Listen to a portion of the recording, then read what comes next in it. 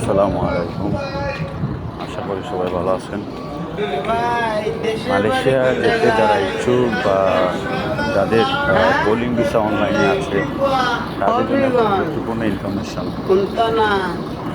যাদের bowling visa অনলাইনে আছে তাদের 17 তারিখের ভিতরে যদি ই ভিসা ওঠে না তাহলে আর কারো ই ভিসা উঠবে না।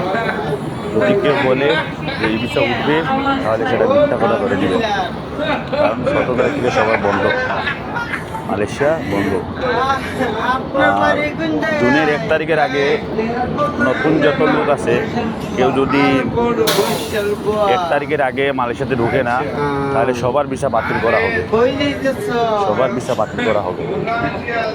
যদি কোনো দালাল বলে তো ভিসাটা হইবে বা হবে তাহলে এটা বিশ্বাস করবেন না, কারণ 17 তারিখ মালয়েশিয়া বন্ধ হয়ে যাবে।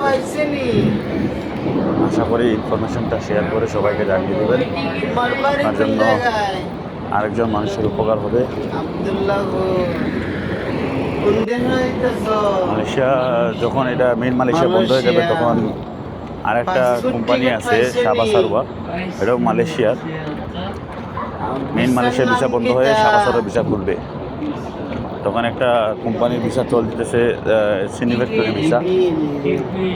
যদি কেউ যেতে চান বা ইচ্ছুক তাহলে কমেন্ট বক্সে কমেন্ট করবেন। ভিডিওটা বেশি বেশি শেয়ার করে সবাইকে জানিয়ে দেওয়ার সুযোগ করে দিবেন।